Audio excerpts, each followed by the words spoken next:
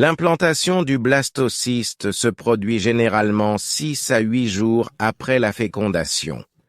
À la fin du 8e jour, le blastocyste s'est enfoncé dans l'endomètre de l'utérus.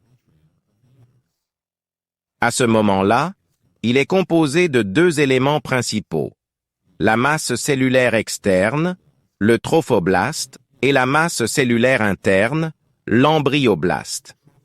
Lorsque le trophoblaste entre en contact avec l'endomètre, il se différencie en 2 couches, un cytotrophoblaste interne et un syncytotrophoblaste externe.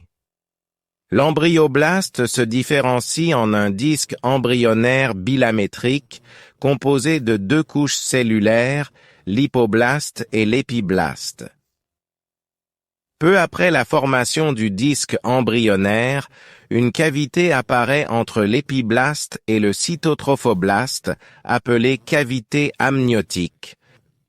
Les cellules issues de l'hypoblaste commencent à migrer, formant une fine membrane qui recouvre la surface interne du cytotrophoblaste. C'est ce qu'on appelle la membrane exocylomique. La membrane exocylomique et les cellules de l'hypoblaste forment ensemble les parois du sac vitellin primitif. Au 9e jour, le blastocyste est complètement intégré dans la paroi de l'utérus. À ce stade du développement, la croissance du sensitiotrophoblaste et du cytotrophoblaste est beaucoup plus rapide que celle du disque embryonnaire bilamétrique.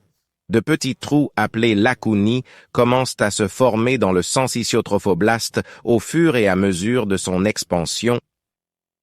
Au 12e jour, les lacunes cessent de croître et fusionnent pour former de grands espaces interconnectés appelés réseaux lacunaires.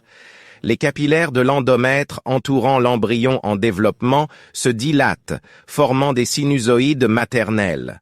Alors que le sensitiotrophoblaste continue à se développer, des enzymes commencent à éroder la paroi des sinusoïdes et des glandes utérines, permettant au sang maternel et aux sécrétions utérines de s'écouler dans les réseaux lacunaires, établissant ainsi une circulation utéroplacentaire. Le sang et les sécrétions utérines n'arrivent qu'à proximité de l'embryon, ce qui permet l'échange de gaz et de métabolites.